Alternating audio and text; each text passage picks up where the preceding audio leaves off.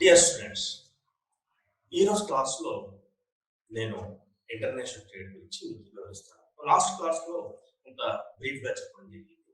అంటే అంతర్జాతీయ వాణిజ్యం, దాని యొక్క ప్రాముఖ్యత గురించి. అయితే ఈరోజు క్లాస్లో ఈ అంతర్జాతీయ వ్యాపారానికి సంబంధించి మనకి ఎటువంటి సంస్థలు ఉన్నాయి, దీని ఆరిజిన్ ఏంటి. ఎస్, ఇప్పుడు మనం గ్యాట్ ఆర్ డబ్ల్యూటీఓ చూసినట్లయితే గ్యాట్ కి డబ్ల్యూటీఓకి చాలా డిఫరెన్స్ ఉంది. ప్రస్తుతం గ్యాట్ అనేది ఎగ్జిస్ట్ అయ్యలేదు. ఇప్పుడు మనం అంతర్జాతీయ పరిణామాలు అంటే రెండవ ప్రపంచ యుద్ధం తర్వాత ఏర్పడిన అంతర్జాతీయ పరిణామాల దృష్ట్యా 3 అంతర్జాతీయ సంస్థలు అనేవి ఆవిర్భవించారు. అవేవి? ఒకటి ఇంటర్నేషనల్ మానిటరీ ఫండ్, రెండోది వచ్చేసి IBRD, international bank for reconstruction and development, అంటే దీన్ని మనం వరల్డ్ బ్యాంక్ అంటాం. ఇక మూడోది వచ్చేసి గ్యాట్.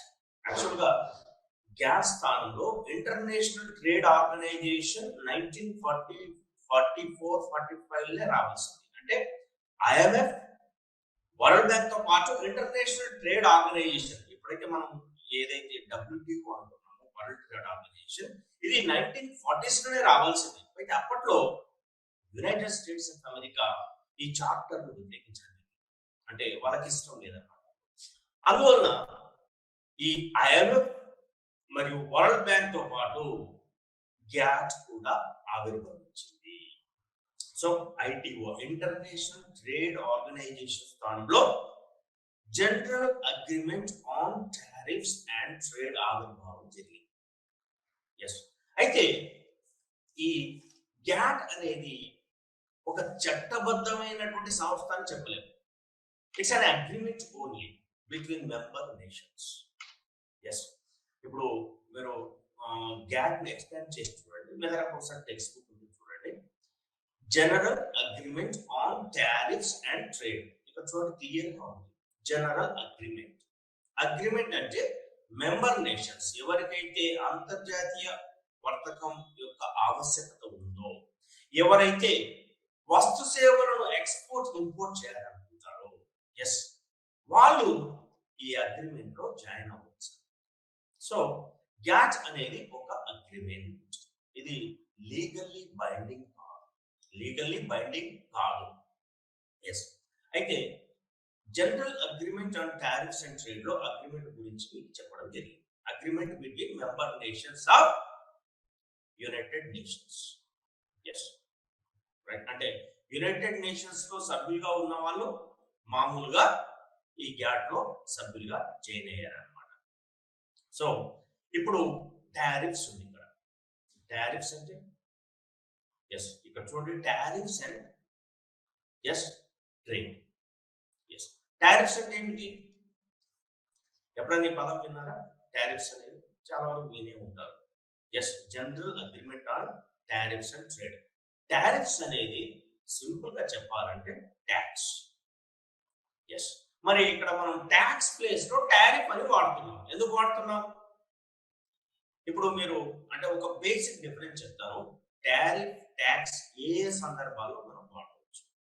ఇప్పుడు డొమెస్టిక్ ఉంది, డొమెస్టిక్ ఎస్, అంటే గూడ్స్ అండ్ సర్వీసెస్, అంటే ఈ goods and services with in the కంట్రీలో మనం వాటిని సెల్లింగ్ బయింగ్ చేసేటప్పుడు ఇక్కడ గవర్నమెంట్ ట్యాక్స్ ఇంపోజ్ చేయడం జరుగుతుంది. అంటే ట్యాక్స్ అనేది లోకల్ గూడ్స్ అండ్ సర్వీసెస్ పైన విధించడం జరుగుతుంది. మరి అదే విధంగా టారిఫ్స్ దేనిపైన విధిస్తారు? Exports and imports. యాక్చువల్గా టారిఫ్ అంటే మనం ట్యాక్స్ కూడా అనొచ్చు in a broader sense. But when it comes to exports and imports, here we use the term tariffs. ఇప్పుడు అర్థమైంది కదా ట్యాక్స్ కి టారిఫ్స్ కి మధ్య ఉన్న డిఫరెన్స్. ఇక్కడ చూడండి, General Agreement on Tariffs and Trade, అంటే టారిఫ్స్ అంటే taxes on goods and services. ఇది very simple to understand. Yes, so ఇక్కడ మనం గ్యాట్ చూసినట్లయితే, ఎస్, గ్యాట్ ఎప్పుడైతే ఏర్పడిందో 1945 లో, ఎస్, ఈ అగ్రిమెంట్ ద్వారా ఈ గ్యాట్ అనేది ఏర్పడడం జరిగింది. ఇప్పుడు గ్యాట్ యొక్క ముఖ్య ఉద్దేశాలు ఏమిటి? అసలు దాని ఫంక్షన్స్ ఏమిటి, అది ఎందుకు ఆవిర్భవించింది, ఎస్ దాని ఆవశ్యకత ఏమిటి మనం చూడాల్సి ఉంటుంది. ఎందుకంటే డబ్ల్యూటిఓ రాకముందు వరకు గ్యాట్ ఫంక్షన్ అయింది అనమాట. అంటే 1945 నుంచి 1995 వరకు, 1945 టు 1995 అంటే ఎన్ని సంవత్సరాలు, ఆల్మోస్ట్ 50 ఇయర్స్ గ్యాట్ అనేది ఎగ్జిస్ట్ అయి ఉంది. ఎస్ ఇప్పుడు మనం గ్యాట్ యొక్క ఆవశ్యకతను చూసినట్లయితే, ఎస్ మనం దాని యొక్క ఫంక్షన్స్ చూసినట్లయితే 3 రకాలుగా విభజింపవచ్చు. ఒకటి, trade should be conducted in a non discriminatory way. ఇది మొట్టమొదటి ఆబ్జెక్టివ్ అన్నమాట. అంటే గ్యాట్ యొక్క మొట్టమొదటి ఉద్దేశం అంటే ఏంటి, trade should be conducted in a non discriminatory way. అంటే ఎటువంటి పక్షపాతం లేకుండా. డిస్క్రిమినేషన్ అంటే ఏమిటి, మామూలుగా డిస్క్రిమినేషన్ అంటే ఒకరికి ఫేవర్ చేయడం ఇంకోటి చేయకపోవడం, దీన్ని మనం డిస్క్రిమినేషన్ అంటాం, simple English word. So GATT యొక్క ప్రధాన ఉద్దేశం ఏమిటి, వాణిజ్యం అనేది ఎటువంటి పక్షపాత ధోరణితో జరగకూడదు, అంటే దేశాల మధ్య, మెంబర్ కంట్రీస్ మధ్య. సో ఈ గ్యాట్ లో ఎవరైతే సభ్యులు ఉంటారో వాళ్ళందరూ ఈ నాన్ డిస్క్రిమినేటరీ పాలసీ అనేది పాటించవలసి ఉంటుంది. అంటే ఒక దేశం పైన ఒక ప్రేమ చూపించడం, ఇంకో దేశంపై ఇంకో విధంగా ట్రీట్ చేయడం ఇలా ఉండవద్దు. అంటే ఒక దేశానికి ఒక రకమైన ట్యాక్సెస్, ఇంకో దేశానికి ఇంకో రకమైన ట్యాక్సెస్, అంటే ఎక్స్పోర్ట్స్ ఇంపోర్ట్స్ పైన కావచ్చు, లేదా కోటాస్ కావచ్చు. ఎస్ ఇంకొకటి ఇక్కడ ముఖ్యమైన విషయం, మనం గ్యాట్ చూసినట్లయితే గ్యాట్ అనేది కేవలం టారిఫ్స్ పైన మాత్రమే డిస్కస్ చేయదు, అది కోటాస్ పైన కూడా డిస్కస్ చేస్తుంది. అందుకు సంబంధించిన ఫ్రేమ్ వర్క్ రూపొందిస్తుంది అనమాట. సో టారిఫ్స్ అనేది మీకు ఎక్స్ప్లెయిన్ చేయడం జరిగింది. మరి కోటాస్ కూడా ఉంటాయి. ఇక్కడ ఇంటర్నేషనల్ ట్రేడ్ వచ్చేసరికి 2 ప్రధాన అంశాలు ఉంటాయి. ఒకటి టారిఫ్స్ అంటే taxes on imports and exports. రెండవది కోటాస్. కోటాస్ అంటే quotas is nothing but quantities. Yes అంటే ఇక్కడ ఏమవుతుందంటే కోటాస్ అనేది ఎందుకు చాలా ఇంపార్టెంట్ అంతర్జాతీయ వాణిజ్యంలో, టారిఫ్స్ తో పాటు కోటాస్ అంటే క్వాంటిటీస్. ఎంత క్వాంటిటీ మనం ఒక దేశానికి లేదా వివిధ దేశాలకి ఎక్స్పోర్ట్ చేయవచ్చు, అదేవిధంగా ఎంత క్వాంటిటీని అంటే గూడ్స్ అండ్ సర్వీసెస్ ని ఇతర దేశాల నుంచి మన దేశానికి దిగుమతి చేసుకోవచ్చు. దీన్నే మనం క్వాంటిటీస్ అంటాం. ఈ క్వాంటిటీస్ నే మనం కోటాస్ అంటాం.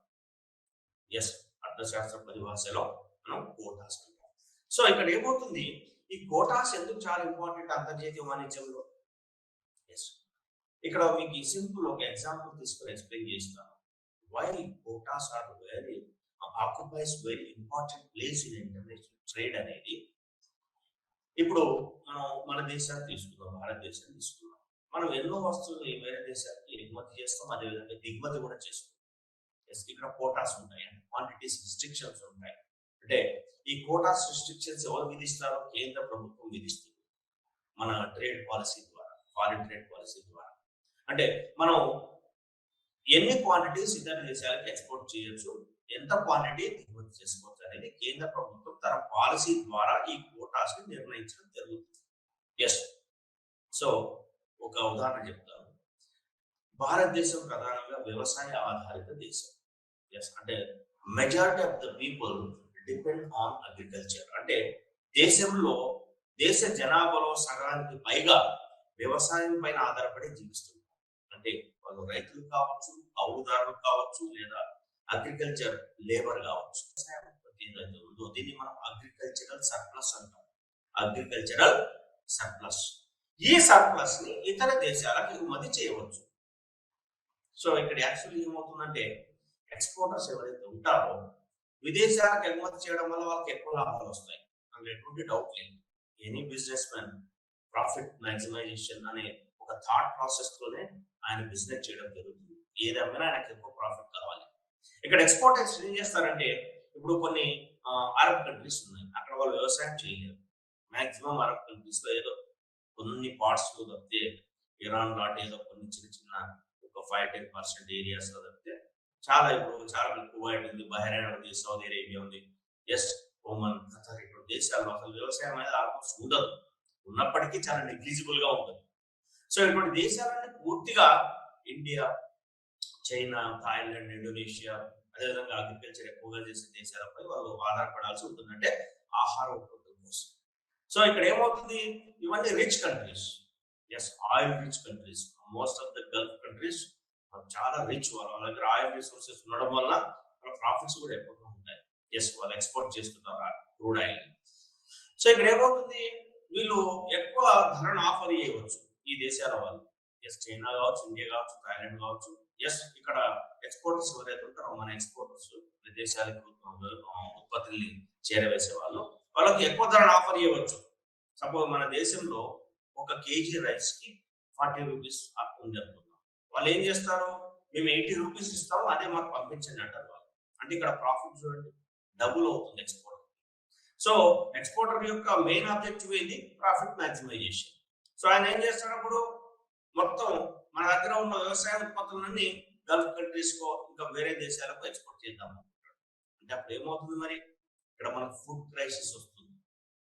అంటే మన దగ్గర తగినన్ని ఆహార నిల్వలు లేనట్లయితే ఫుడ్ క్రైసిస్ అనేది ఏర్పడడం జరుగుతుంది. కాబట్టి కేంద్ర ప్రభుత్వం ఏం చేస్తుందంటే కోటాస్ ని నిర్ణయిస్తుంది.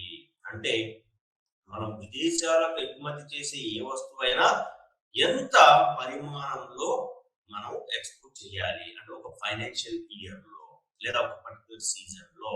ఎస్ సో మన దేశీయ అవసరాల కోసం తగినన్ని నిల్వలు ఉంచుకొని, అది వ్యవసాయ ఉత్పత్తులు కావచ్చు లేదా ఇండస్ట్రియల్ ప్రొడ్యూస్ కావచ్చు, ఇంకా ఏదైనా కావచ్చు, అవి మన అవసరాలకు తగినంత నిల్వలు ఉంచుకొని మిగిలిన వాటిని సర్ప్లస్ ఏదైతే ఉంటుందో ఎస్ దాన్ని విదేశాలకు ఎగుమతి చేయవచ్చు అని కేంద్ర ప్రభుత్వం ఈ కోటాస్ ని, ఈ క్వాంటిటీస్ ని నిర్ణయించడం జరుగుతుంది. అదే విధంగా ఇంపోర్ట్స్ వచ్చేసరికి ఇక్కడ కూడా క్వాంటిటీస్ రిస్ట్రిక్షన్స్ ఉంటాయి. ప్రతి దేశం ఇది ఫాలో అవుతుంది, క్వాంటిటీస్ రిస్ట్రిక్షన్స్. ఇది కేవలం ఎక్స్పోర్ట్స్ కే కాదు, ఇంపోర్ట్స్ కూడా వర్తిస్తుంది అనమాట. ఇక్కడ ఏమవుతుంది, ఇంపోర్ట్స్ వచ్చేసరికి చాలా వరకు ఇండస్ట్రియల్లీ వెల్ డెవలప్డ్ కంట్రీస్ ఏవైతే ఉంటాయో వాళ్ళు ప్రాఫిట్ మాక్సిమైజేషన్ కోసం, అదేవిధంగా మార్కెట్ ఎక్స్పాన్షన్ కోసం వాళ్ళు ఏం చేస్తారంటే తక్కువ ప్రైసెస్ కి ఈ గూడ్స్ ని వాళ్ళు అందించడం జరుగుతుంది. అంటే మార్కెట్ ఎక్స్పాండ్ చేసుకోవాలి ఫస్ట్ ఆఫ్ ఆల్ వాళ్ళు, అదేవిధంగా ప్రాఫిట్ మాక్సిమైజ్ చేసుకోవాలి, అదేవిధంగా వాళ్ళ దేశాల్లో ఎంప్లాయ్మెంట్ పెంచుకోవడం లేదా స్టెబిలైజ్ చేసుకోవడం కోసం ఈ developing countries and backward yes ఈ కంట్రీస్ ఉంటాయి కాబట్టి అక్కడికి వీళ్ళు తమ వస్తువుల్ని డంప్ చేయడం జరుగుతుంది, తక్కువ ధరలకు డంప్ చేయడం జరుగుతుంది. సరే ఆ క్వాలిటీ ఎలా ఉంది అనేది తర్వాత విషయం. సో ఇక్కడ మన దగ్గర ఆ పారిశ్రామిక ఉత్పత్తులు అసలు ఇక్కడ అవైలబిలిటీ లేదు, బట్ ఉత్పత్తి లేదన్నప్పుడు మనం ఏం చేస్తాం, నేచురల్ గా ఈ ఇండస్ట్రియల్ వరల్డ్ డెవలప్డ్ కంట్రీస్ పైన మనం ఆధారపడడం జరుగుతుంది. బెస్ట్ ఎగ్జాంపుల్ చైనా తీసుకుని ఒక 20-25-30 సంవత్సరాల క్రితం వరకు మన దగ్గర ఈ electronics and electrical goods produce చేసే కంపెనీలు చాలా తక్కువగా ఉండేవి, వాటి ప్రైసెస్ కూడా చాలా ఎక్కువగా ఉండేవి. బట్ ఎప్పుడైతే చైనా ఎస్ ఎకనామిక్ ఎక్స్పాన్షన్ చేపట్టిందో, ఎప్పుడైతే ఎకనామిక్ లిబరల్ పాలసీస్ చేపట్టిందో అప్పటి నుంచి ఆ దేశంలో ప్రొడక్షన్ అనేది విపరీతంగా పెరగడం జరిగింది. వాళ్ళు తమ దగ్గర ఉన్న నేచురల్ రిసోర్సెస్ ని విపరీతంగా ఎక్స్ప్లాయిట్ చేస్తూ ఎస్ ఆ రా మెటీరియల్స్ ని వాడుతూ గూడ్స్ ని అంటే తక్కువ పీరియడ్ లో ఎక్కువ గూడ్స్ ప్రొడ్యూస్ చేయడం, ఇతర దేశాలకు ఎగుమతి చేయడం స్టార్ట్ చేశారు. ఇప్పుడు చూడండి, మనం ఒకప్పుడు ఎంతో ఎక్స్పెన్సివ్ ఉండే ఎలక్ట్రానిక్ అండ్ ఎలక్ట్రికల్ గూడ్స్, ఇతర ఇండస్ట్రియల్ గూడ్స్ చాలా ఎక్స్పెన్సివ్ గా ఉండేది. అంటే middle class, lower middle class వీళ్ళు కొనడం కూడా చాలా తక్కువగా ఉండేది, అంటే వాటి ధరల వల్ల. ఇప్పుడు చూడండి, మనం electronics, electrical or any domestic appliances, toys అన్ని ఇప్పుడు చాలా చీప్ గా ఉన్నాయి. ఎందుకంటే చైనా వాటిని ఈ developing countries and under developed countries లో డంప్ చేస్తుంది అనమాట. సో ఇక్కడ ఏమవుతుంది, ఈ డంపింగ్ వలన అంటే మనం ఈ చైనా నుంచి ఇంపోర్ట్ చేసుకోవడం వల్ల, ఒక చైనా అని కాదు మిగతా దేశాల నుంచి మనం ఏవేవైతే ఇంపోర్ట్ చేసుకుంటామో దానివల్ల ఏమవుతుంది, వినియోగదారులకు వస్తువులు తక్కువ ధరకే లభించవచ్చు, కానీ దానివల్ల ఒక నష్టం కూడా ఉంది. నంబర్ 1, మనకి డిపెండెన్సీ ఎక్కువ అవుతుంది. అంటే ఆయా దేశాల పైన ఈ దిగుమతుల కోసం డిపెండెన్సీ అనేది ఒక పర్మనెంట్ నీడ్ అయ్యే అవకాశం ఉంటుంది, అది చాలా డేంజరస్. రెండో అంశం, ఇక్కడ లోకల్ ఇండస్ట్రీస్ దెబ్బతింటాయి. ఎందుకంటే అవి చీప్ గా వస్తున్నప్పుడు లోకల్ ఇండస్ట్రీస్ ప్రొడ్యూస్ చేసే ఈ వస్తువులు కొనడానికి ఎవరు ఆసక్తి చూపించారు. అది వాటి ధరలు కొంచెం ఎక్కువగా ఉండే అవకాశం ఉంది కాబట్టి. ఎస్, ఇంకా మూడవది అంటే అంటే థర్డ్ డిసడ్వాంటేజ్ ఏంటంటే ఎంప్లాయ్మెంట్ లాస్. అంటే ఇక్కడ మన వస్తువులకు డిమాండ్, మన దేశీయంగా ఉత్పత్తి చేయబడిన వస్తువులకు డిమాండ్ లేదంటే ఏమవుతుంది, ఆటోమేటిక్ గా ఆ companies, institutions, firms wind up అయిపోతాయి. అలా వైండ్ అప్ అవడం వల్ల ఏమవుతుంది, చాలా మంది లేబర్ ఎంప్లాయ్మెంట్ ని కోల్పోవడం జరుగుతుంది. చూడండి, ఇక్కడ మనం ఇతర దేశాల నుంచి లిమిట్లెస్ గా వస్తు సేవలను దిగుమతి చేసుకుంటే 3 రకాల నష్టాలు ఉన్నాయి, particularly developing and under developed countries కి. నంబర్ 1, లోకల్ ఇండస్ట్రీస్ దెబ్బతింటాయి. నంబర్ 2, లోకల్ ఎంప్లాయ్మెంట్ దెబ్బతింటుంది. నంబర్ 3, డిపెండెన్సీ పెరుగుతుంది. అంటే ఇంపోర్ట్స్ కోసం మనం ఎప్పుడు ఇతర దేశాలపై ఆధారపడడం జరుగుతుంది. ఇప్పుడు అదే జరుగుతుంది ప్రస్తుతం, మనం చైనాపై ఎక్కువగా ఆధారపడుతున్నాం. ఎస్, కాబట్టి ఈ డిపెండెన్సీని తగ్గించుకోవాలి అంటే ఇంపోర్ట్స్ పైన కోటాస్ విధించడం కొన్నిసార్లు తప్పనిసరి అవుతుంది. దీన్నే మనం యాంటీ డంపింగ్ మెజర్స్ అంటాం. యాంటీ డంపింగ్ మెజర్స్ మన కేంద్ర ప్రభుత్వాలు ఏం చేస్తే, వివిధ దేశాల కేంద్ర ప్రభుత్వాలు యాంటీ డంపింగ్ మెజర్స్ చేపట్టడం జరుగుతుంది. రైట్. సో ఈ విధంగా అయితే గ్యాట్ యొక్క ముఖ్య ఉద్దేశం ఏంటంటే వీటిని అంతా రిమూవ్ చేసేయాలి. ఇది టారిఫ్స్ ఎక్కువగా ఉండడం, లేదంటే టారిఫ్స్ లేకుండా చేయడం, ఆర్ టారిఫ్స్ ని లోయెస్ట్ చేయడం, అదేవిధంగా కోటా రెస్ట్రిక్షన్స్ ఎత్తివేయడం లేదా చేయడం. ఇవి ముఖ్య ఉద్దేశాలు. అందుకోసమే ఈ నాన్ డిస్క్రిమినేటరీ పాలసీ తీసుకురావడం జరిగింది. అంటే దేశాల మధ్య వాణిజ్యం ఎటువంటి పక్షపాత ధోరణితో జరగకూడదు. ఒక దేశానికి డిఫరెన్షియల్ ట్రీట్మెంట్ ఇచ్చినట్లయితే ఆటోమేటిక్ గా ఇతర మెంబర్ నేషన్స్ కూడా డిఫరెన్షియల్ ట్రీట్మెంట్ అనేది ఇవ్వవలసి ఉంటుంది. దీన్ని మనం నాన్ డిస్క్రిమినేటరీ పాలసీ అంటాం. అంటే గ్యాట్ యొక్క మొదటి ఆబ్జెక్టివ్. రైట్. ఇక మనం రెండోది చూద్దాం, eliminations of non tariff barriers. GATT ఉద్దేశాల్లో రెండవది గ్యాట్ ఉద్దేశాల్లో మొట్టమొదటిది నాన్ డిస్క్రిమినేటరీ అప్రోచ్. అంటే ఎటువంటి పక్షపాత ధోరణి ఉండదు వాణిజ్యంలో. రెండవది eliminations of non tariff barriers. ఇక్కడ నాన్ టారిఫ్ అంటే ఏమిటి, ఇప్పుడు మీకు చెప్పాను, కోటాస్. సో ఇటువంటి బ్యారియర్స్ ఉండదు. అంటే మనం ఏ దేశం నుంచి అయినా ఇంపోర్ట్ చేసుకోవచ్చు, అదేవిధంగా ఏ దేశాలకైనా మనం ఎక్స్పోర్ట్ చేసుకోవచ్చు. సో ఇటువంటి నాన్ టారిఫ్ బ్యారియర్స్ పైన కూడా ఈ గ్యాట్ అనేది ఎక్కువగా ఫోకస్ చేయడం జరుగుతుంది. అండ్ ఇంకోటి మూడవ ముఖ్య ఉద్దేశం చూసినట్లయితే any disagreement should be resolved through negotiations. ఇది మూడవ ముఖ్యమైన అంశం. Any disagreements should be resolved through negotiations and dialogue. Suppose వాణిజ్యంలో రెండు దేశాల మధ్య ఏదైనా డిఫరెన్సెస్ వచ్చాయనుకో, అది టారిఫ్స్ కావచ్చు లేదా కోటా రెస్ట్రిక్షన్స్ కావచ్చు, ఇంకేదైనా కావచ్చు. అప్పుడు ఏమవుతుంది, ఇమీడియట్ గా రెండు దేశాల మధ్య వాణిజ్యం అనేది స్టాప్ కాకూడదు. అంటే ఎక్స్పోర్ట్స్ ఇంపోర్ట్స్ ఇమీడియట్ గా మనం స్టాప్ చేయడానికి వీల్లేదు. ఎందుకంటే we are the members of the GATT. మనం అగ్రిమెంట్ లో సైన్ చేస్తాం. అగ్రిమెంట్ లో సైన్ చేయడం అంటే ఏంటి, మనం సిగ్నేటరీస్ అవుతాం. ఒక అగ్రిమెంట్ లో సైన్ చేయడం వల్ల, అంటే గ్యాట్ అగ్రిమెంట్ లో సైన్ చేయడం వల్ల ఆయా దేశాలు సిగ్నేటరీస్ అవుతాయి అన్నమాట. సో వన్స్ మీరు సిగ్నేచర్ చేసిన తర్వాత ఏదైనా దేశంతో వర్తకానికి సంబంధించి ఏదైనా ఇబ్బంది కానీ ఏదైనా డిస్ప్యూట్ ఏర్పడినట్లయితే ఇమ్మీడియట్ గా ట్రేడ్ స్టాప్ చేయడం అనేది చేయకూడదు. సో వాటిని ఎలా పరిష్కరించుకోవాలి, త్రూ నెగోషియేషన్స్. దీన్ని మనం చర్చలు అనవచ్చు, సింపుల్ తెలుగు చర్చ. డైలాగ్స్. దీని ద్వారానే మనం ఈ మెంబర్ కంట్రీస్ ఇంటర్నేషనల్ ట్రేడ్ సంబంధించి వాళ్ళు ఆ ప్రాబ్లమ్స్ కావచ్చు, ఇష్యూస్ కావచ్చు సాల్వ్ చేసుకోవాల్సి ఉంటుంది. అంతేగాని వాణిజ్యానికి మాత్రం నష్టం జరగకుండా చూసుకోవాల్సి ఉంటుంది అన్నమాట. రైట్. సో ఇప్పుడు మనం గ్యాట్ యొక్క ముఖ్య ఉద్దేశాలు చూసాం. ఎస్, అంటే non discriminatory approach, non tariff barriers గురించి, అదేవిధంగా డిస్ప్యూట్స్ ఇన్ ట్రేడ్. ఎస్, వీటిని అడ్జస్ట్ చేయడానికి, వీటిని సెటరేట్ చేయడానికి, వీటికి సంబంధించిన ఒక ఫ్రేమ్వర్క్ రూపొందించడానికి గ్యాట్ ఏర్పడడం జరిగింది అన్నమాట. సో ఇప్పుడు మనం గ్యాట్ యొక్క రౌండ్స్ చూద్దాం. ఎస్, మామూలుగా ఈ 50 years లో 8 రౌండ్స్ దాకా జరిగాయి అన్నమాట. ఎస్, గ్యాట్ రౌండ్స్ వివిధ దేశాలు. మరి రౌండ్స్ అంటే ఏమిటి? మీటింగ్స్, సింపుల్ గా చెప్పాలంటే మీటింగ్స్. సో ఈ మీటింగ్స్ ఎందుకు జరిగాయి? ఎస్, ఈ అంతర్జాతీయ వాణిజ్యానికి సంబంధించినటువంటి ఫ్రేమ్వర్క్ రూపొందించడం, దాన్ని ఇంప్లిమెంట్ చేయడం అన్నమాట.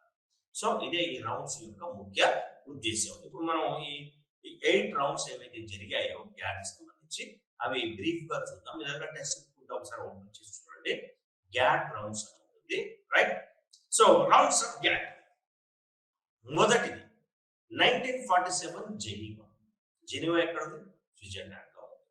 దాని హెడ్ క్వార్టర్స్ కూడా జెనీవాలోనే ఉండేదన్నమాట, రైట్?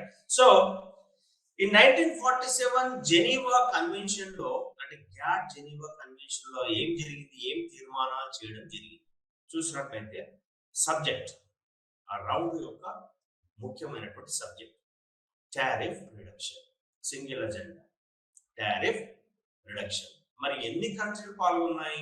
23 కంట్రీస్ పాల్గొన్నాయి. 23 దేశాలు అందులో పాల్గొన్నాయి. అప్పటికి అంటే రెండవ ప్రపంచ యుద్ధం అయిన తర్వాత ఈ అంతర్జాతీయ వాణిజ్యానికి సంబంధించి కేవలం కొన్ని దేశాలు ముందుకు రావడం జరిగింది.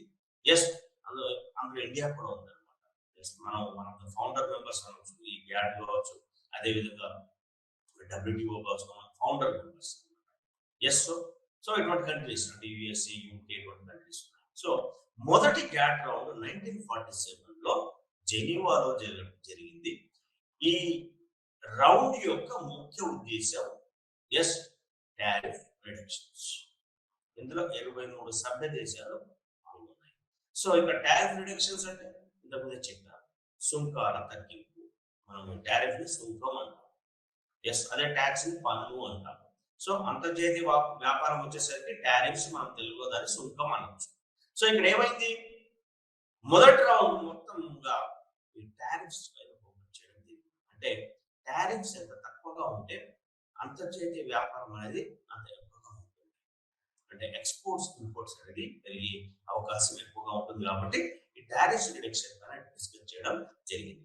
ఇక రెండవ సమావేశం చూసినట్లయితే 1949 అనెస్సీలో జరిగింది. అనెస్సీ అనేది ఒక ప్లేస్, ఇది ఫ్రాన్స్ లో ఉంటుంది అనెస్సీ. సో మన సిటీస్ కాదు, ఎస్, హైదరాబాద్ ఈ టైప్ లో. సో రెండవ రౌండ్ వచ్చేసరికి 1949లో అనెస్సీ ఫ్రాన్స్ లో జరిగింది అనమాట. సో మరి ఈ రౌండ్ యొక్క ప్రధాన అజెండా ఏమిటి? ఎస్, ప్రధాన ఉద్దేశం అగైన్ టారిఫ్ రిడక్షన్. మళ్ళీ టారిఫ్ రిడక్షన్ ఈ రౌండ్ యొక్క ముఖ్య ఉద్దేశం. ఇక్కడ అదే తీర్మానం జరిగింది. మరి ఇక్కడ ఎన్ని దేశాలు పాల్గొన్నాయి? 13 దేశాలు మాత్రం పాల్గొనడం జరిగింది. ఇక మూడవది వచ్చేసి టార్క్వేలో జరిగింది. మూడవ రౌండ్ వచ్చేసి 1951 టార్క్వే. ఇది ఎక్కడ ఉంది? ఫిన్లాండ్ లో. సో ఈ టార్క్వేలో జరిగింది. మళ్ళీ ఇక్కడ వచ్చేసి ఈ రౌండ్ యొక్క ప్రధాన అజెండా ఏమిటి? ఎస్, ప్రధాన తీర్మానం టారిఫ్ రిడక్షన్. చూడండి, కంటిన్యూస్ గా first round, second round, third round లో కూడా టారిఫ్ రిడక్షన్ పైన ఫోకస్ చేయడం జరిగింది. ఇక్కడ ఎన్ని సభ్య దేశాలు పాల్గొన్నాయి? మూడవ రౌండ్ లో 38 కంట్రీస్ పాల్గొనడం జరిగింది. 38 దేశాల సంఖ్య పెరిగింది, అంటే మెంబర్స్ సంఖ్య పెరిగింది, గ్యాట్ మెంబర్స్ సంఖ్య, రైట్? ఇంకా మనం నాలుగో రౌండ్ చూసినట్లయితే, నాలుగో రౌండ్ ఎప్పుడు జరిగింది? 1956లో జరిగింది. ఇది ఎక్కడ జరిగింది? జెనీవాలో జరిగింది, స్విట్జర్లాండ్. సో మళ్ళీ ఇక్కడ దీని యొక్క ప్రధాన అజెండా ఏమిటి? Tariff reduction. Tariff reduction. ఇక్కడ ఎన్ని దేశాలు పాల్గొన్నాయి? 26 దేశాలు, సభ్య దేశాలు పాల్గొనడం జరిగింది. ఇంకా ఐదవది ఉంది. ఐదవది ఎప్పుడు జరిగింది? 1960 to 61 మధ్యన జరిగింది. సో ఇది ఎక్కడ జరిగింది? డిలాన్ రౌండ్ అంటుంది, డిలాన్ రౌండ్. సో ఇది జెనీవాలో జరిగింది. ఇక్కడ దీని యొక్క ప్రధాన అజెండా ఏమిటి అంటే, ఐదవ గ్యాట్ రౌండ్ టేబుల్ యొక్క ఐదవ రౌండ్ యొక్క ప్రధాన అజెండా మళ్ళీ టారిఫ్ రిడక్షన్. ఎన్ని దేశాలు పాల్గొన్నాయి? ఇక్కడ దాదాపు 26 దేశాలు పాల్గొనడం జరిగింది. ఇక 6వ రౌండ్ మీ దగ్గర టెక్స్ట్ బుక్ ఉంటే చూడండి. ఎస్, 6వ రౌండ్ ఉంది. 6వ రౌండ్ ఎప్పుడు జరిగింది? Between 1964 to 67. ఇది కొంచెం ఎక్కువ టైం తీసుకుంది అనమాట. అంటే కొన్ని డిస్టర్బెన్సెస్, ఇంటర్నేషనల్ డిస్టర్బెన్సెస్ ఉండడం వల్ల, రైట్? సో దీన్ని మనం కెనడీ రౌండ్ అంటాం. కెనడీ అంటే జేఎఫ్ కెనడీ అని ఒకప్పుడు అమెరికాకి ప్రెసిడెంట్ గా ఉండేవాడు. ఆయన పేరు పైన దీన్ని మనం కెనడీ రౌండ్ అని పెట్టడం జరిగింది, అంటే గ్యాట్ వాళ్ళు. సో 1964-67 లో ఈ జెనీవాలో జరిగిన కెనడీ రౌండ్ లో టారిఫ్స్ రిడక్షన్ తో పాటు యాంటీ డంపింగ్ మెజర్స్ పైన కూడా డిస్కస్ చేయడం జరిగింది, మరి తీర్మానాలు చేయడం జరిగింది. అంటే మొదటి 5 రౌండ్లు చూసినట్లయితే మొదటి 5 రౌండ్ 1, 2, 3, 4, 5 మెయిన్ గా టారిఫ్స్ పైన డిస్కస్ చేయడం జరిగింది, అంటే టారిఫ్ రిడక్షన్ పైన. మరి 6వ రౌండ్ వచ్చేసరికి ఇక్కడ టారిఫ్స్ రిడక్షన్స్ తో పాటు ఎస్ యాంటీ డంపింగ్ మెజర్స్ పైన కూడా ఫోకస్ చేయడం జరిగింది. ఇక్కడ ఎన్ని దేశాలు పాల్గొన్నాయి? దాదాపు 62 కంట్రీస్ పాల్గొన్నాయి, చూడండి. సో అదేవిధంగా 7వ రౌండ్ వచ్చేసరికి 7వ రౌండ్ ఏసియాలో జరిగింది. అది జపాన్ లో జరిగింది అనమాట, టోక్యోలో జరిగింది. అది ఎప్పుడు? 1979 లో జరిగింది. సో ఇక్కడ ఏం డిస్కస్ చేశారు? మళ్ళీ tariffs and non tariff barriers. Tariff and non tariff barriers. Non tariff barriers అంటే ప్రధానంగా ఏముంటాయి? కోటా రెస్ట్రిక్షన్స్, ఎస్, అదేవిధంగా ఇంటలెక్చువల్ ప్రాపర్టీ రైట్స్, ఇటువంటివి అనమాట. సో ఇక్కడ ఎన్ని దేశాలు పాల్గొన్నాయి? 1979 టోక్యో రౌండ్ లో 1 or 2 కంట్రీస్ పాల్గొన్నాయి. చూడండి, ఇక్కడ ఎవ్రీ ఇయర్ గ్యాట్ మెంబర్స్ సంఖ్య పెరుగుతూ వస్తుంది. ఎస్, 7వ రౌండ్ వచ్చేసరికి సభ్య దేశాల సంఖ్య ఎస్ చాలా పెరిగింది. 102 దేశాలు సభ్యులుగా ఉన్నాయి. అంటే 7వ రౌండ్ లో పాల్గొన్న సభ్యులు 102 అనమాట. సో ఇక మనం ఇంకొక రౌండ్, దీన్ని మనం లాస్ట్ రౌండ్ అనవచ్చు, 8th రౌండ్ అంటాం. 8th GATT round. ఇది ఎక్కడ జరిగింది? ఉరుగ్వేలో జరిగింది. సో ఎప్పుడు జరిగింది? 1986 to 94 మధ్యన ఈ ఉరుగ్వే రౌండ్ అనేది జరిగింది. మరి ఈ ఉరుగ్వే రౌండ్ అనేది చాలా ఇంపార్టెంట్ రౌండ్.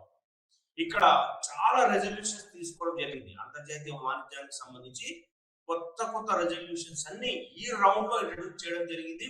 అదే విధంగా WTO యొక్క ఆరిజిన్ కూడా ఇక్కడే ప్రారంభమైంది. ఎస్, సో ఎన్ని దేశాలు పాల్గొన్నాయి? 123 దేశాలు పాల్గొనడం జరిగింది. ఎస్, అంటే ఇక్కడ మెంబర్ సంఖ్య 7వ రౌండ్ లో 102 ఉంటే 8వ రౌండ్ వచ్చేసరికి 123 పెరిగింది. మరి ఇక్కడ చాలా అంశాలు చర్చించడం జరిగింది. ఎస్, ఏమేమి? Tariffs, non tariffs barriers, services, intellectual property rights, dispute settlement, agriculture, and creation of WTO. మొదటి 1 to 7th రౌండ్ లో కేవలం 1-2 అంశాలపైనే చర్చించడం, తీర్మానాలు తీసుకోవడం, అందుకు సంబంధించిన ఫ్రేమ్ వర్క్ ఏర్పాటు చేయడం జరిగింది. మరి 8th రౌండ్ ఏదైతే ఉందో ఇది చాలా ఇంపార్టెంట్ రౌండ్. ఎందుకంటే ఇక్కడ ఎన్నో అంశాలపైన తీర్మానాలు చేయడం జరిగింది, ఫ్రేమ్ వర్క్ రూపొందించడం జరిగింది. అదేవిధంగా WTO యొక్క ఆరిజిన్ కూడా ఈ 8th రౌండ్ లోనే జరిగింది. సో ఈ రౌండ్ తో 8th రౌండ్ అంటే 1944 లాస్ట్ రౌండ్ ఆఫ్ గ్యాట్, అక్కడితో గ్యాట్ యొక్క పాత్ర సమాప్తం అయ్యిందని చెప్పవచ్చు. ఎందుకు? ఒక కొత్త అంతర్జాతీయ వాణిజ్య సంస్థ 1944 లో ఈ బ్రెటన్ వుడ్ సమావేశంలో నిర్ణయించుకున్న ఆ అంతర్జాతీయ వాణిజ్య సంస్థ అనేది 1994 లో కార్యరూపంలోకి వచ్చింది, అంటే రియాలిటీలోకి వచ్చింది అన్నమాట. అదే WTO, వరల్డ్ ట్రేడ్ ఆర్గనైజేషన్. ఎందుకంటే గ్యాట్ చాలా వరకు చాలా అంశాల్లో అంత పాజిటివ్ పర్ఫార్మెన్స్ చూపించలేకపోయింది. ఎందుకంటే అది ఒక అగ్రిమెంట్ మాత్రమే. అంటే ఆ అగ్రిమెంట్ ను నేను ఫాలో అవుతా కాను, లీగల్లీ అది ఒక బైండింగ్ కాదు ఏ మెంబర్ నేషన్ పైన. అగ్రిమెంట్ ఏముంది? ఇప్పుడు మీకు ఒక ఉదాహరణ చెప్తాను. గ్యాట్ అగ్రిమెంట్ వల్ల ఏముంది? అడ్వాంటేజ్ ఏంది, డిసడ్వాంటేజ్ ఏంది? అడ్వాంటేజ్ ఏంది? ఇంటర్నేషనల్ ట్రేడ్ పెరుగుతుంది, ఎక్స్పోర్ట్స్ ఇంపోర్ట్స్ పెరుగుతాయి. డిసడ్వాంటేజ్ ఏంది? కంట్రీకి ఇష్టం వస్తే ఫాలో అవ్వచ్చు గ్యాట్, లేదంటే లేదు. అక్కడ లీగల్లీ బైండింగ్ ఉండదు. కేవలం ఇక్కడ ఏదైనా డిస్ప్యూట్స్ ఏర్పడితే నెగోషియేషన్స్, డైలాగ్స్ ద్వారా మాత్రం పరిష్కరించుకోవాలి. అంతేగాని లీగల్ గా ఎటువంటి యాక్షన్ తీసుకోవడానికి లేదు. ఎందుకంటే జస్ట్ అన్ అగ్రిమెంట్ అవుతుంది. ఇప్పుడు మనం మనం ఒక ఇంట్లో ఏదైనా ఆస్తి తగాదాలు ఏర్పడినప్పుడు పేరెంట్స్ మరియు వాళ్ళ కూర్చొని వాళ్ళు ఏం చేస్తారు, మనం కోర్టులకు వెళ్ళడం ఎందుకు, లేదు కొట్లాడడం అవన్నీ ఎందుకు, బయటికి వెళ్ళి వాదించుకోవడం, మనం అగ్రిమెంట్ చేసుకుందాం అని ఒక పేపర్ తీసుకొని, స్టాంప్ పేపర్ తీసుకొని, ఇల్లు నీకు, ఈ ప్రాపర్టీ నీకు, ఇది నీకు అని వాళ్ళు అలా భాగ పరిష్కారం చేసుకొని ఒక అగ్రిమెంట్ రాసుకుంటారు. అది లీగల్లీ అది వ్యాలిడ్ కాదు. ఎందుకంటే ఎప్పుడైనా ఒక చట్టబద్ధమైన సంస్థ ద్వారా మాత్రమే అటువంటి పంపకాలు జరగాలి. కానంత వరకు అది విత్ ఇన్ ద ఫ్యామిలీలోనే అగ్రిమెంట్ అనేది వ్యాలిడ్ అవుతుంది. కొందరు దాన్ని బ్రేక్ చేయవచ్చు, కొందరు ఫాలో కావచ్చు. సో అది బ్రేక్ చేసినంత మాత్రాన అది ఒక క్రైమ్ కాదనమాట. ఎందుకంటే విత్ ఇన్ ద ఫ్యామిలీ జరిగిన ఒక అగ్రిమెంట్, అది a family agreement. That's it. So GATT కూడా అటువంటిది. గ్యాట్ అగ్రిమెంట్ అనేది లీగల్లీ బైండింగ్ కాదు ఏ కంట్రీ పైన. ఏ కంట్రీని నువ్వు కంట్రీ పైన ఎటువంటి యాక్షన్ తీసుకోవడానికి లేదు. ఈ డిసడ్వాంటేజ్ వల్ల 1944 లో ఏర్పడవలసిన WTO 1995 లో ఏర్పడడం జరిగింది. సో ఈ గ్యాట్ యొక్క ఆరిజిన్, ఈ WTO యొక్క ఆరిజిన్ గ్యాట్ యొక్క 8th రౌండ్ లో జరిగింది అన్నమాట.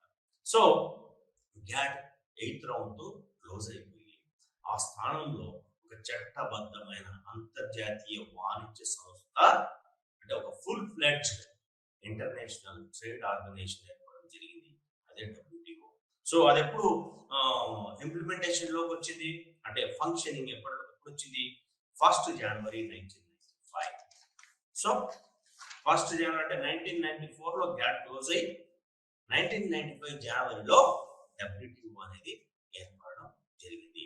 ఇది పూర్తి స్థాయిలో ఒక చట్టబద్ధమైనటువంటి సంస్థ.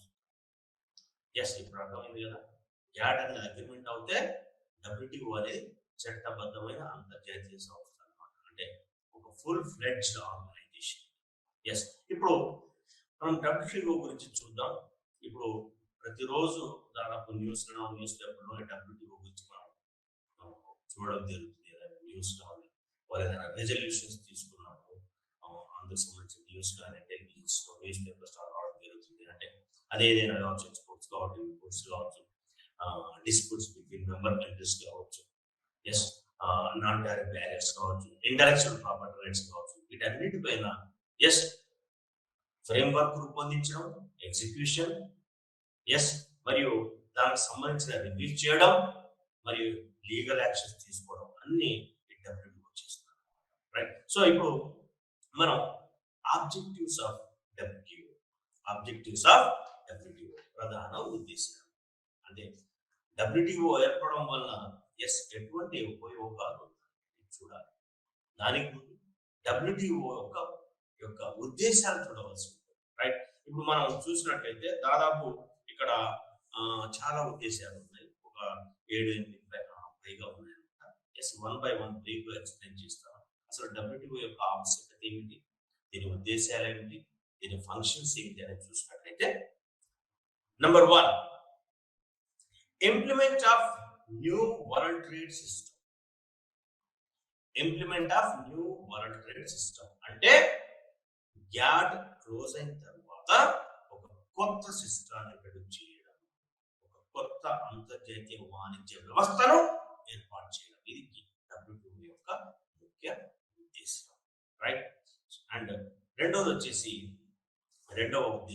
అంటే రెండవ objective, promote world trade to benefit every country. To promote world trade to benefit every country అంటే ప్రతి దేశానికి ఏదో విధంగా లాభం చేకూర్చే విధంగా అంతర్జాతీయ వాణిజ్యాన్ని ప్రోత్సహించడం. అంటే ప్రతి దేశం అంటే ఇక్కడ ఎందుకు ఏ విధంగా మెన్షన్ చేయడం జరిగింది ఇక్కడ చూడండి. To promote world trade to benefit every country. ఎందుకంటే అన్ని దేశాలు ఒకేలా ఉండవు. అది భౌగోళికంగా కావచ్చు, ఆర్థికంగా కావచ్చు. అయితే ఇక్కడ WTOలో మెంబర్ అయిన ప్రతి దేశంకి ఏదో ఒక విధంగా మేలు జరగాలి, ఏదో విధంగా లబ్ధి జరగాలి. ఇప్పుడు సపోజ్ డబ్ల్యూటీఓలో ఎన్నో దేశాలు ఉన్నాయి, 160కి పైగా దేశాలు ఉన్నాయి. అయితే ఇక్కడ అన్ని దేశాలు డెవలప్ కంట్రీస్ కాదు. అదేవిధంగా డెవలపింగ్ కంట్రీస్ ఉన్నాయి, లో డెవలప్ కంట్రీస్ ఉన్నాయి, మోస్ట్ బ్యాక్వర్డ్ కంట్రీస్ కూడా ఉన్నాయి. వీళ్ళు అంతర్జాతీయ వాణిజ్యంలో డెవలప్డ్ కంట్రీస్ తో ఈక్వల్ గా పోటీ పడలేదు. ఎందుకంటే డెవలప్డ్ కంట్రీస్ అంటే ఇప్పుడు యుఎస్ఏ తీసుకోండి, కెనడా తీసుకోండి, ఎస్, అదేవిధంగా కొన్ని యూరోపియన్ కంట్రీస్ ఉన్నాయి, జర్మనీ, స్పెయిన్, యూకే, ఫ్రాన్స్, అదేవిధంగా ఆస్ట్రేలియా ఉంది. ఇటువంటి మీరు డెవలప్డ్ కంట్రీస్ తో డెవలపింగ్ కంట్రీస్ మరియు బ్యాక్వర్డ్ కంట్రీస్ పోటీ పడలేదు. ఎందుకంటే వాళ్ళ దగ్గర రిసోర్సెస్ ఎక్కువ ఉంటాయి, టెక్నికల్ రిసోర్సెస్ ప్రధానంగా, ఇన్ఫ్రాస్ట్రక్చర్ ఉంటుంది. కాబట్టి వాళ్ళు తక్కువ సమయంలో ఎక్కువ గూడ్స్ అండ్ సర్వీసెస్ ప్రొడ్యూస్ చేసి వేరే దేశానికి ఎక్స్పోర్ట్ చేయగలరు. They can all more profits in less time. But మరి మిగతా మెంబర్ నేషన్స్ పరిస్థితి ఏమిటి? చాలా డెవలపింగ్ కంట్రీస్ ఉంటాయి, ఇండియా కూడా ఒక ఎగ్జాంపుల్. ఎస్, అదేవిధంగా చైనా. ఇప్పుడు చైనా అనేది డెవలప్డ్ కంట్రీస్, డెవలపింగ్ కంట్రీస్ మధ్యలో ఉంది. కొన్ని సంవత్సరాల్లో అది డెవలప్డ్ కంట్రీస్ స్టాటస్కి వెళ్ళిపోయినా మనం సర్ప్రైజ్ కావాల్సిన అవసరం లేదు. మరి what about developing countries, most backward countries? ఇప్పుడు కొన్ని ఆఫ్రికన్ కంట్రీస్ ఉన్నాయి, సోమాలియా ఉంది, రువాండా ఉంది, బురుండి ఉంది. అండ్ మాక్సిమం ఆఫ్రికన్ కంట్రీస్ ఎప్పుడు ఇంటర్నల్ క్రైసిస్ తో ఉంటాయి. Yes, rights crisis, political crisis, economic crisis, diseases. Africa అంటేనే సెంటర్ ఆఫ్ ప్రాబ్లమ్స్. చాలా దేశాలు, ఒకటి రెండు దేశాలు, సౌత్ ఆఫ్రికా లాంటి కొన్ని దేశాలు తప్పితే మిగతా ఆఫ్రికా దేశాలని ఏదో ఒక సమస్యతో ఎప్పుడూ సఫర్ అవుతూనే ఉంటాయి. అక్కడ ఎకనామిక్ యాక్టివిటీస్ ఉండవు, ఉన్నా చాలా లోగా ఉంటాయి, వాళ్ళ ఎక్స్పోర్ట్స్ ఉండవు. అదేవిధంగా ఆసియాలో కూడా కొన్ని కంట్రీస్ ఉన్నాయి. ఇప్పుడు ఆఫ్ఘనిస్తాన్ ఉంది, one of the poorest country, ఎప్పుడు political crisis. Yes, religious fundamentalism ఉంటుంది. ఎస్, మిగతా దేశాలు ఆ దేశంతో వాణిజ్యం చేయడానికి ఇష్టపడరు, ఎందుకంటే political instability, internal crisis, war. అదేవిధంగా పాకిస్తాన్ లాంటి దేశాలు ఉన్నాయి, ఎప్పుడు పొలిటికల్ క్రైసిస్ ఉంటుంది, పొలిటికల్ స్టెబిలిటీ ఉండదు. ఎస్, ఎకనామిక్ పాలసీస్ అనేటివి చాలా డిస్టర్బ్ గా ఉంటాయి ఈ దేశాల్లో. ఎస్, ఇలా కొన్ని పూరెస్ట్ కంట్రీస్ కూడా ఉన్నాయి, మోస్ట్ బ్యాక్వర్డ్ పూరెస్ట్ ఉన్నాయి, డెవలపింగ్ కంట్రీస్ ఉన్నాయి. సో ఇటువంటి కంట్రీస్ ఏవైతే ఉన్నాయో ఇవి డెవలప్డ్ కంట్రీస్ తో ఈక్వల్ గా పర్ఫార్మెన్స్ ఇవ్వలేము. అంటే అంతర్జాతీయ వాణిజ్యంలో మాక్సిమం ఏం చేయగలుగుతారు? Developing and most backward countries import చేసుకోగలుగుతారు. అది ఎవరికి బెనిఫిట్? Developed countries benefit. ఆ రిచ్ కంట్రీస్ ఇంకా రిచర్ అవుతాయి, రిచెస్ట్ అవుతాయి. మరి ఇక్కడ వాళ్ళకి బెనిఫిట్ ఉందా? లేదు. మరి వాళ్ళకు కూడా బెనిఫిట్ చేయాలి కదా. ఈ developing and most backward countries ఎంతసేపు ఇంపోర్ట్ చేసుకోవడం, స్పెండ్ చేయడం కాదు కదా. వాళ్ళ ఇన్కమ్ లెవెల్స్ కూడా పెంచాలి. అంటే కంట్రీ నేషనల్ ఇన్కమ్ పెంచాలి, అదేవిధంగా ప్రజల యొక్క పర్ క్యాపిటల్ ఇన్కమ్ కూడా పెంచాల్సి ఉంటుంది. అది కూడా డబ్ల్యూటీఓ బాధ్యత. అందుకే వాళ్ళు ఇక్కడ ఒక రెండో ముఖ్య ఉద్దేశాన్ని తీసుకోవడం జరిగింది. ఏం తీసుకున్నారు? To promote world trade to benefit every country. I tell you one example. ఒక ఆఫ్రికన్ కంట్రీ తీసుకున్నాం. చాలా ఆఫ్రికన్ కంట్రీస్ లో నేచురల్ రిసోర్సెస్ అబండెంట్ గా ఉంటాయి. ఎస్ ఎస్, ఇప్పుడు మీరు ఒక కంట్రీ చెప్తాను, సియర్లియోనా అని ఉంటుంది. సియర్లియోనా అని ఆఫ్రికా ఉంటుంది. అక్కడ డైమండ్స్, బెస్ట్ డైమండ్స్ దొరుకుతాయి, చాలా డైమండ్స్ ఉన్నాయి. బట్ అక్కడ పొలిటికల్ స్టెబిలిటీ ఉండదు, వాళ్ళ అగ్రికల్చర్ వాళ్ళు డెవలప్డ్ కాదు, ఇండస్ట్రీస్ ఉండవు, దాదాపు ఏదో ఉన్న ఒకటి రెండు ఉంటాయి లోకల్ ఇండస్ట్రీస్. అక్కడ ఏమవుతుంది? వీళ్ళు తమ డైమండ్స్ ఏవైతే ఉంటాయో వాటిని వేరే దేశాలకి ఎక్స్పోర్ట్ చేసేటట్లు ఆ ఇన్ఫ్రాస్ట్రక్చర్ ని, అంటే ఆ ఎక్స్కవేషన్ సంబంధించిన ఇన్ఫ్రాస్ట్రక్చర్ ని ఆ కంట్రీస్ డెవలప్ చేసుకునేటట్లు వరల్డ్ ట్రేడ్ సెంటర్ వాళ్ళకి హెల్ప్ చేయాలి. అదేవిధంగా వేరే కంట్రీస్, పూర్ కంట్రీస్ ఉంటాయి, అక్కడ అగ్రికల్చర్ డెవలప్ అయ్యే విధంగా డబ్ల్యూటీఓ చర్యలు చేపట్టారు. ఎస్, సో అంటే ప్రతి కంట్రీ ఏదో ఒక ఫామ్ లో బెనిఫిట్ కావాలి, రైట్. ఇంకా మూడవ ముఖ్య ఉద్దేశం చూసినట్లయితే, ensure that the better balance between developed and developing nations. Better balance between developed and developing nations. Just ప్రతి కంట్రీకి ఏదో విధంగా బెనిఫిట్ చేయాలి, ఆ బ్యాలెన్స్ మెయింటైన్ చేయాలి. లేదంటే ఏమవుతుంది? డిఫరెన్సెస్ ఏర్పడతాయి. మెంబర్ నేషన్స్ ఎన్నో ఉన్నాయి డబ్ల్యూటీఓ, మోర్ దెన్ 160. ఎప్పుడు కేవలం కొన్ని కంట్రీసే బెనిఫిట్ అవుతూ కొన్ని కంట్రీస్ అలాగే ఉన్నాయనుకోండి, డిఫరెన్సెస్ వస్తాయి. అప్పుడు వాళ్ళు ఏమనుకుంటారు, ఈ డబ్ల్యూటీఓలో మెంబర్షిప్ ఎందుకు, నేను ఎందుకు ఉండాలనుకుంటాను. కాబట్టి డబ్ల్యూటీఓ యొక్క మరొక ప్రధాన ముఖ్య ఉద్దేశం ఏంటంటే డెవలపింగ్ కంట్రీస్ మధ్యలో ఆ బ్యాలెన్స్ అనేది మెయింటైన్ చేయడము, రైట్. ఇక ఇంకొక మరొక ఉద్దేశం, demolish of all hurdles of international trade. అంతర్జాతీయ వాణిజ్యం అనేది అంత సాఫీగా సాగే అంశం కాదు. ఇప్పుడు మనం with in the country trade అనుకోండి, సాఫీగా వెళ్ళిపోతుంది. మనం సౌత్ ఇండియాలో ప్రొడ్యూస్ చేసినాయి నార్త్ ఇండియాలో అమ్ముకోవచ్చు, ఈస్ట్ ఇండియాలో ప్రొడ్యూస్ చేసినాయి వెస్టర్న్ ఇండియా స్టేట్స్ లో అమ్ముకోవచ్చు. ఎస్, ఎక్కడైనా అమ్ముకోవచ్చు, రిస్ట్రిక్షన్స్ ఉండవు.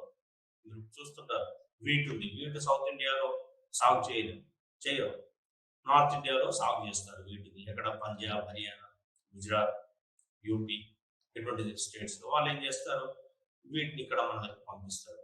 మనం అక్కడి నుంచి తెచ్చుకొని మనం ఎస్ వాడుకుంటాం. అదేవిధంగా రైస్ వచ్చేసరికి ఎస్పెషల్లీ కొన్ని వెరైటీస్ ఆఫ్ రైస్ సౌత్ ఇండియాలో పండుతాయి. నార్త్ లో కూడా రైస్ పండుతుంది, ఏది ఒక బాస్మతి వెరైటీ మాత్రం ఒకటి పండుతుంది. సో బాస్మతి రైస్ కావాలనుకుంటే మనం సౌత్ ఇండియాస్ హర్యానా, పంజాబ్ లాంటి స్టేట్స్ నుంచి తెచ్చుకుంటాం. అదేవిధంగా మన దగ్గర ఉన్నటువంటి సోనా మసూరి, హెచ్ఎండి రకాలు నార్త్ ఇండియాకి ఎక్స్పోర్ట్ చేయడం జరుగుతుంది. వెజిటేబుల్స్ కావచ్చు, మిల్క్ కావచ్చు, మిల్క్ ప్రొడక్ట్స్ కావచ్చు, పల్సెస్ కావచ్చు, ఫ్రూట్స్ కావచ్చు. So with in the country మనకి ఈ ట్రాన్సాక్షన్స్ అనేది స్మూత్ గా జరుగుతుంది, ఎటువంటి ఇష్యూస్ రావు. మనం ట్యాక్స్ కూడా కేంద్ర ప్రభుత్వం విధించే ట్యాక్స్ అన్నిటికీ వర్తిస్తుంది. సో మనకి ఇక్కడ పెద్దగా క్రైసిస్ ఉండదు అనమాట. ట్యాక్సెస్ కావచ్చు, కోటాస్ రిస్ట్రిక్షన్స్ ఏమి ఉండవు with in the country. But అంతర్జాతీయ వాణిజ్యం వచ్చేసరికి ఎన్నో ఉంటాయి. మనకి ఇంతకుముందు ఎక్స్ప్లెయిన్ చేశాను, ఇంటర్నేషనల్ ట్రేడ్ లో ప్రధానంగా 2-3 అంశాలు ఉంటాయి. ఒకటి ఏంటి, టారిఫ్స్, రెండోది కోటాస్. టారిఫ్స్ అండ్ కోటాస్ ఈ రెండు చాలా ప్రధానమైనవి. మూడో ఇంకా కొన్ని ఉన్నాయి, ఏది ఇంటలెక్చువల్ ప్రాపర్టీ రైట్స్ అని. ఎస్, సో ఇక్కడ ఏమవుతుంది, ఈ బ్యారియర్స్ ని అధిగమించి అంతర్జాతీయ వాణిజ్యాన్ని పెంపొందింప చేయడం.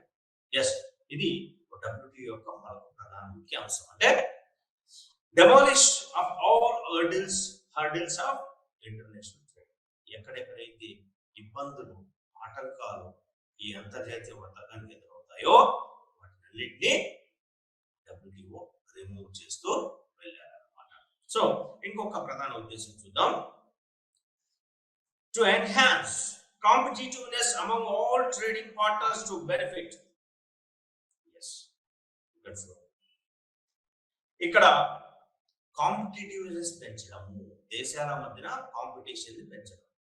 Yes, among all trading partners, ఇక్కడ ఏమవుతుంది, దేశాల మధ్య పోటీతత్వాన్ని పెంచడం. పోటీతత్వం అంటే ఏంటి, ఇక్కడ ఫైటింగ్ కాదు, వాణిజ్యంలో పోటీతత్వం పెంచినట్లయితే ఏమవుతుంది, దీనివల్ల 2 బెనిఫిట్స్ ఉంటాయి. Yes, more variety of goods బయటకు వస్తాయి, మోర్ వెరైటీస్. అదేవిధంగా ప్రొడక్షన్ కాస్ట్ పెరుగుతుంది. ఎస్, అండ్ క్వాలిటీ పెరుగుతుంది, మరియు కన్స్యూమర్స్ కి చాయిసెస్ పెరుగుతాయి. ఏ లేకపోతే బి, బి లేకపోతే సి లేకపోతే డి, ఇలా కొనుక్కునే చాయిసెస్ పెరుగుతాయి, రేట్స్ తగ్గుతాయి, అంటే ప్రైసెస్ ఆఫ్ గూడ్స్ తగ్గుతాయి. అంటే కాంపిటేటివ్నెస్ ఎప్పుడైతే ఎక్కువగా ఉంటుందో అప్పుడు చూడండి, మీరు వస్తువుల ధరలు తక్కువగా ఉంటాయి, క్వాలిటీ కూడా మెయింటైన్ చేయడం జరుగుతుంది. మీరు ఇప్పుడు చూడండి, టెలివిజన్స్ ఉన్నాయి మార్కెట్, మొబైల్ సెట్స్, కేవలం కొన్ని రకాల మొబైల్ సెట్స్ కావచ్చు, టెలివిజన్స్ మనం కొనడానికి ఇష్టపడతాం, చాలా ఉంటాయి. ఇప్పుడు టెలివిజన్స్ తీసుకొని ఎన్నో ఉన్నాయి మార్కెట్లో, బ్రాండ్స్ సామ్సంగ్ అని, ఎల్జీ అని, పానాసోనిక్ అని, ఎస్ ఒనిడా అని ఎన్నో బ్రాండ్స్ ఉన్నాయి. దాదాపు ఒక 10-20 బ్రాండ్స్ ఉన్నాయి. ఎస్, ఇక్కడ చూడండి, ఒకప్పుడు ఒక ఎల్సిడి టీవీ మొదట్లో కొనాలంటే దాదాపు 15 years బ్యాక్ ఒక స్మాల్ ఎల్సిడి టీవీ కొనాలంటే అప్పట్లో ఒక 30,000 దాకా స్పెండ్ చేయాల్సి వచ్చింది. అది చిన్న 24 inches ఒక 15-20 years బ్యాక్. మరి ఇప్పుడు ఏమైంది, ఒక 32 inches కాదు, 52 inches టీవీని ఒక 20-25,000 కొనుక్కోవచ్చు. ఒకప్పుడు 24 inches టీవీకి 30,000 పైన స్పెండ్ చేయాల్సి వచ్చింది. ఇప్పుడు అదే 30,000 కి 52 inches టీవీస్ వస్తున్నాయి. అది advanced technology like LED, Dolby digital sound, yes, inbuilt internet, చూడండి ఎందుకు మరి ధర ధర తగ్గింది, మరి క్వాలిటీ ఆఫ్ గూడ్స్ పెరిగింది. Because of competitiveness. అంటే ఎప్పుడైతే పోటీ ఉంటుందో మార్కెట్లో అప్పుడు క్వాలిటీ ఉంటుంది, ధరలు తగ్గుతాయి, కన్స్యూమర్స్ కి చాయిసెస్ పెరుగుతాయి. సో WTO యొక్క మరొక ముఖ్య ఉద్దేశం ఏంటి? దేశాల మధ్య పోటీతత్వాన్ని, అంటే ఆరోగ్యకరమైన పోటీతత్వాన్ని పెంచడం. దీనివల్ల ఏమవుతుంది? ఆయా దేశాలు తమ వస్తువులు వేరే దేశాలకు ఎగుమతి చేసి వాల్యుబుల్ ఫారిన్ ఎక్స్చేంజ్ అర్న్ చేసుకోవాలనే ఉద్దేశంతో వాళ్ళు కూడా ఈ ప్రొడక్షన్ పెంచడం జరుగుతుంది. రైట్, ఇప్పుడు ఇంకొకటి చూద్దాం మనం. ఇంకొక ముఖ్య ఉద్దేశం increase of production to ensure high level of employment. Increase of production to ensure high level of employment. ఇక్కడ రెండు అంశాలు ఉన్నాయి. ఒకటి ప్రొడక్షన్ పెంచడం. ప్రొడక్షన్ ఎందుకు పెంచడం? మోర్ గూడ్స్ అండ్ సర్వీసెస్ ని ప్రొడ్యూస్ చేయడం, టు అర్న్ ప్రాఫిట్స్. రెండవది ప్రొడక్షన్ పెంచడం వల్ల ఎంప్లాయ్మెంట్ ని వృద్ధి చేయడం. అర్థమైంది కదా? లింక్ అర్థమైందా? ఇక్కడ WTO యొక్క మరొక ముఖ్య ఉద్దేశం ఏంటి? ప్రొడక్షన్ పెంచడం ద్వారా ఉపాధి అవకాశాలను కూడా పెంచడం. ఎలా సాధ్యం ఇది? Very simple to understand. If you want to produce more goods and services, you have to employ more factors of production. Yes. ఇప్పుడు మనం ఎక్కువ సంఖ్యలో వస్తు సేవలు ఉత్పత్తి చేయాలంటే ఎక్కువ ఫ్యాక్టర్స్ ఆఫ్ ప్రొడక్షన్ ని మనం తీసుకోవాల్సి ఉంటుంది. Land, labour, capital. సో అంటే ఇక్కడ చూడండి ఎంప్లాయ్మెంట్ వస్తుంది. సర్క్యులర్ ఫ్లో ఆఫ్ ఇన్కమ్ లో మీకు ఎక్స్ప్లెయిన్ చేయడం జరిగింది. Household supply factors of production, firms produce goods and services. Right? So again what happens? Farms and services produce చేసిన goods and services మళ్ళీ హౌస్ హోల్డ్స్ కమ్మడం, అంటే forms benefits. So ఇక్కడ house holds ఏం చేస్తారు? Factors of production forms కి అందిస్తారు, return లో వాళ్ళకి బెనిఫిట్స్. సో ఈ విధంగా ఏమవుతుందంటే ప్రొడక్షన్ పెంచడం అంటే ఉపాధి అవకాశాలని పెంచడం. ఇది కూడా WTO యొక్క ప్రధాన ఉద్దేశాల్లో ఒకటి అన్నమాట. ఇంకొకటి చూద్దాం. Expand and utilize of world resources to the best. Expand and utilize of world resources to the best. ఇప్పుడు వరల్డ్ రిసోర్సెస్ అంటే ప్రతి దేశంలో ఏదో ఒక రకమైన రిసోర్స్ అనేది ఉంటుంది. అంటే మనం ఫ్యాక్టర్స్ ఆఫ్ ప్రొడక్షన్ అనవచ్చు. ఇప్పుడు భారతదేశం ఉంది, చైనా ఉంది. ఈ దేశాల్లో జనాభా ఎక్కువ, అంటే హ్యూమన్ రిసోర్సెస్ ఎక్కువగా ఉంటాయి. అంటే హ్యూమన్ రిసోర్సెస్ ఎక్కువగా ఉపయోగించి ఉత్పత్తి చేసే వస్తు సేవలు ఏవైతే ఉంటాయో అటువంటి ఇండస్ట్రీస్ కానీ ఫార్మ్స్ కానీ స్టార్ట్ చేయడం.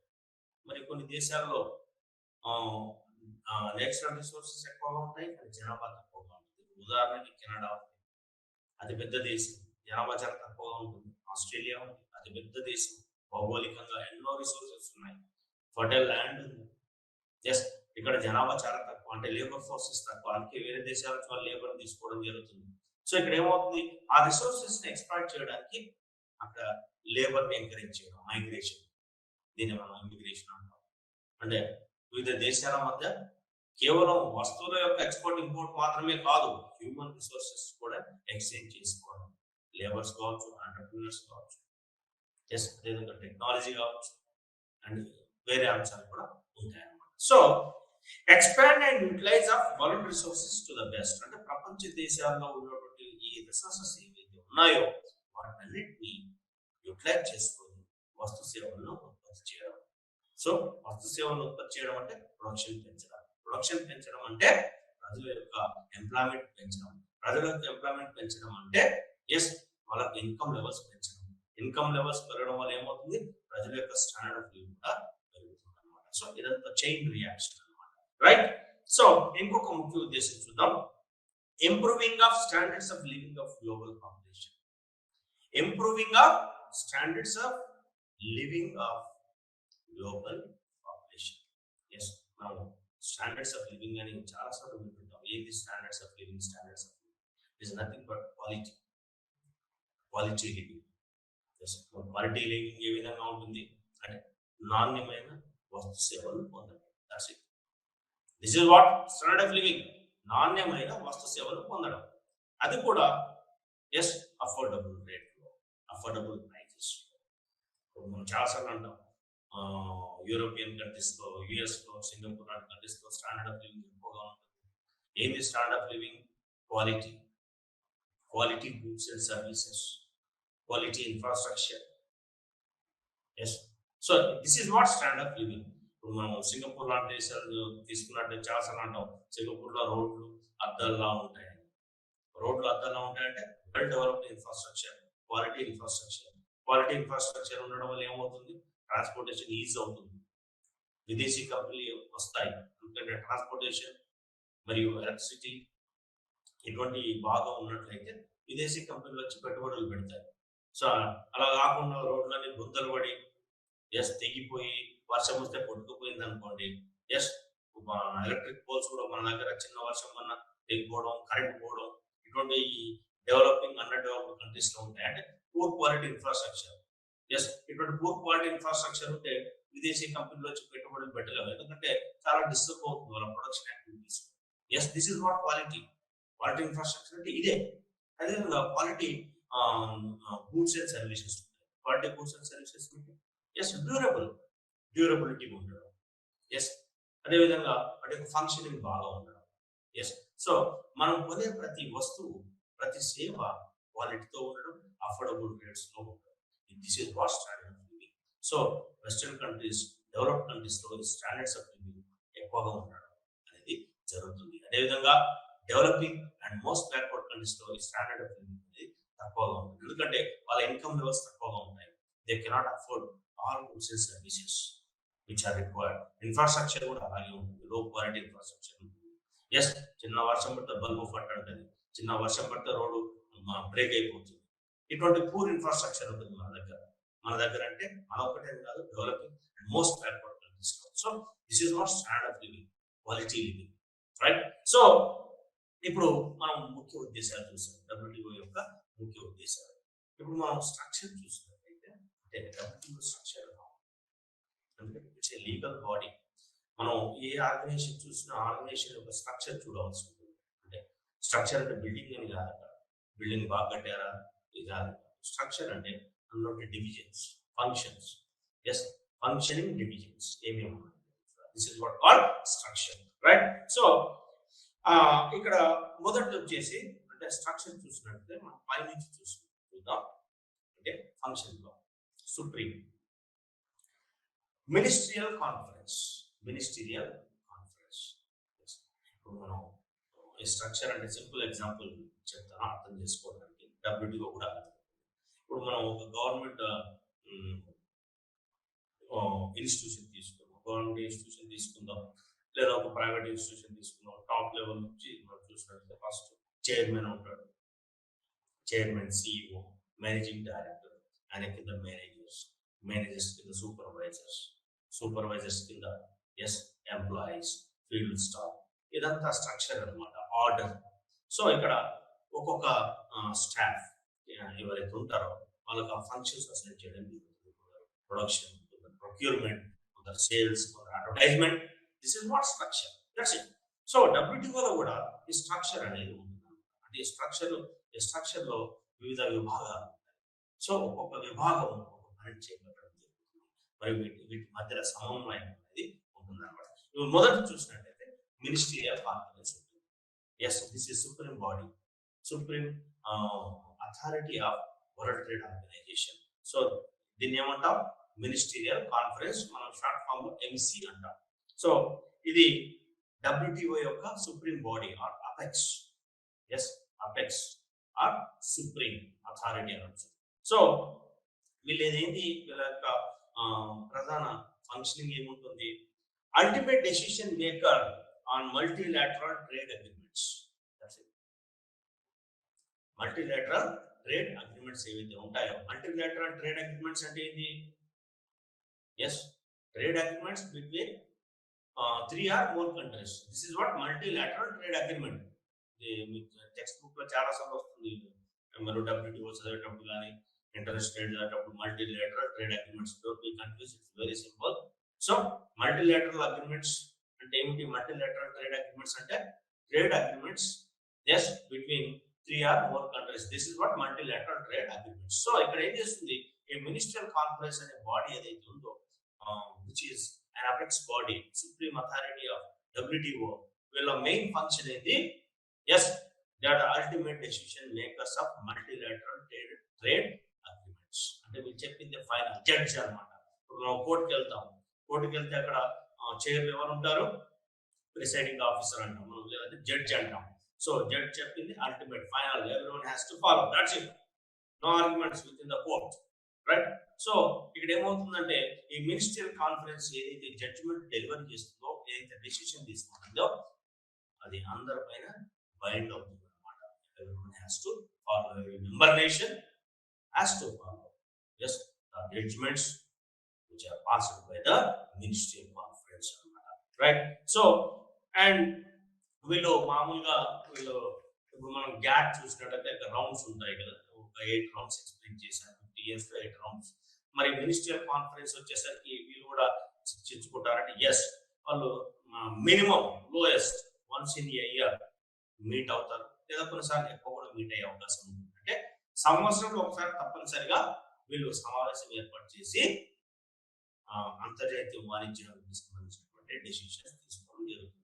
కొన్నిసార్లు అవసరమైనప్పుడు సంవత్సరంలో 2-3 సార్లు కూడా సమావేశం అయ్యే అవకాశం ఉంటుంది అనమాట, రైట్. ఇక రెండవది వచ్చేసరికి జనరల్ కౌన్సిల్. జనరల్ కౌన్సిల్ దీని షార్ట్ ఫామ్ మనం జీసీ అంటాం, జనరల్ కౌన్సిల్. సో ఈ జనరల్ కౌన్సిల్ లో ఎవరు ఉంటారు, representatives of all member countries. Representatives of all member countries.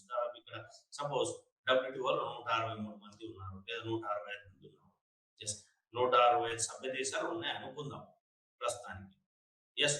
So ఈ 165 సభ్య దేశాల, లేదా 163 సభ్య దేశాలు, లేదా 162 ఎంతమంది ఉంటే అంత. సో ఆ సభ్య దేశాల ప్రతినిధులు ఈ జనరల్ కౌన్సిల్ లో ఉంటారు, yes, representatives of all member countries, right.